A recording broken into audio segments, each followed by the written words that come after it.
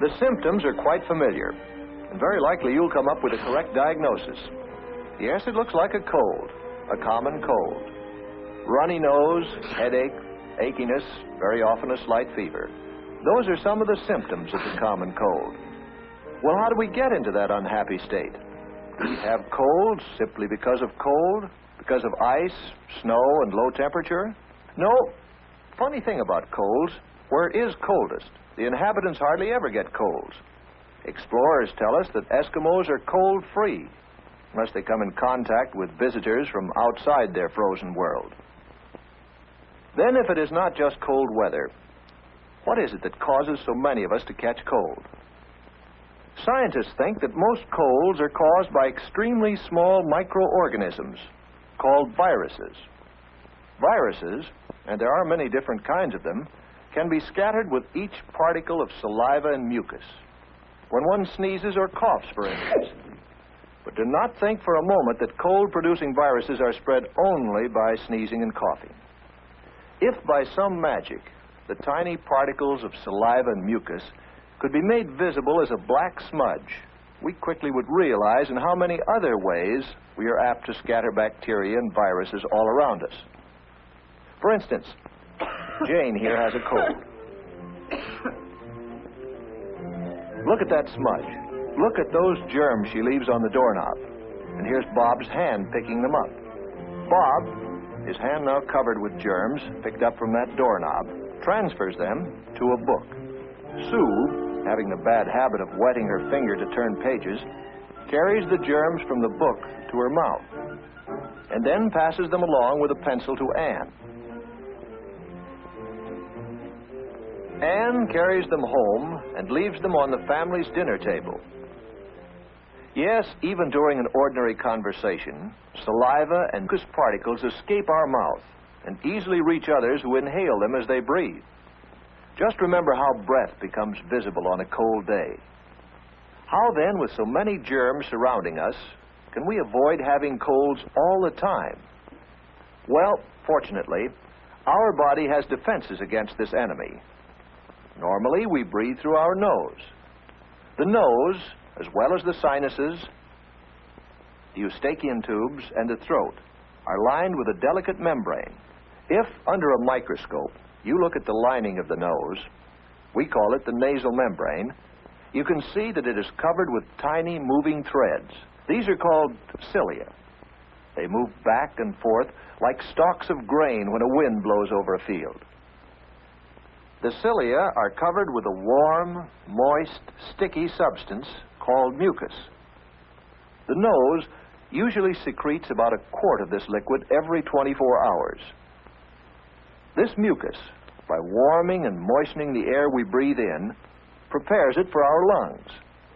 The mucus also catches and destroys microorganisms, that is, bacteria and viruses. The movement of the cilia carries the mucus down to the pharynx. Then it is coughed out or swallowed into the stomach, where any remaining microorganisms are destroyed by the digestive juices. If these defenses are weakened, the cold virus will gain a foothold and cause the inflammations which so often are associated with the common cold.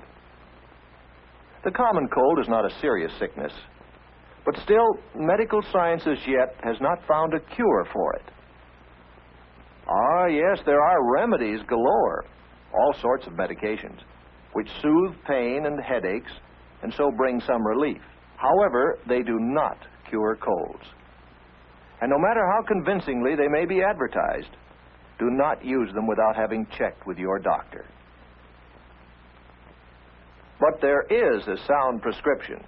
If you have a cold, don't stay in school, because if you do, you may send others home with your cold.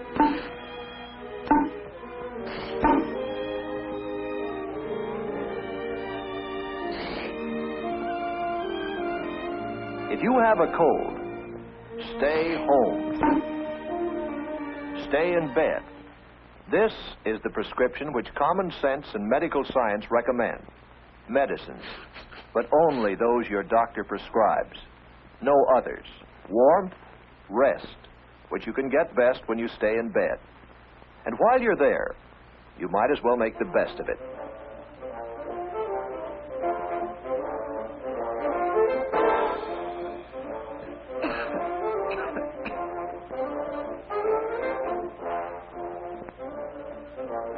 Right.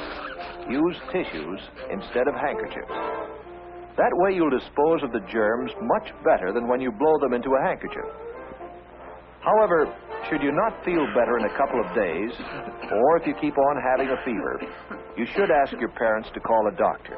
You see, what you think is a simple cold could really be the first symptoms of some other disease, such as measles, infantile paralysis, diphtheria, whooping cough, scarlet fever, influenza, and others.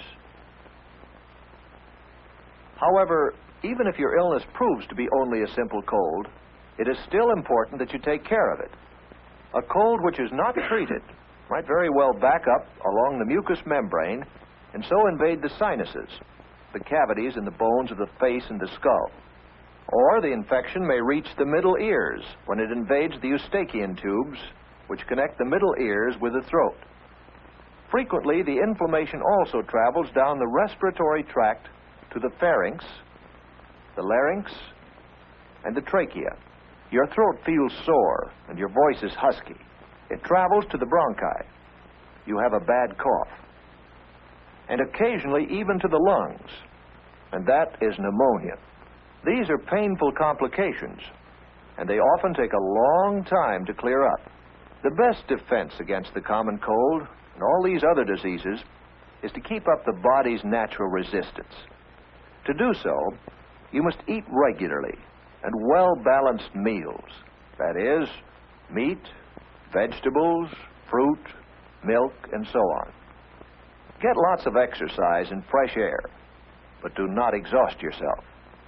In cold weather, you must wear sensible clothing to provide proper warmth to remain healthy.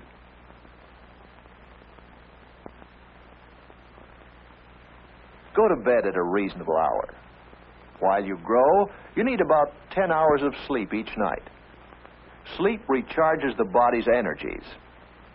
Protect yourself against infection.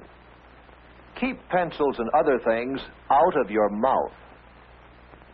Never take bites of other people's food. Do not use somebody else's drinking straw or glass, not even within your own family. In the bathroom, for instance, use only your glass. And wash your hands frequently and thoroughly, especially before eating. When you wash your hands, you wash away many of the disease-carrying smudges you may have picked up.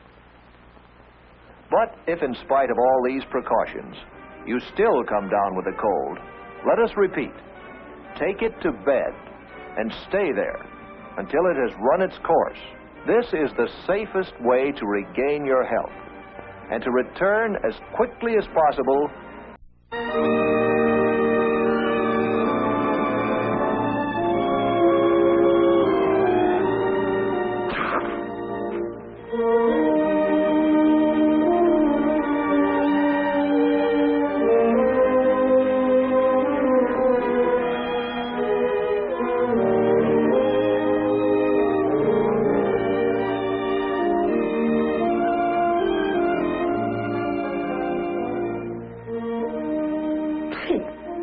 The symptoms are quite familiar, and very likely you'll come up with a correct diagnosis.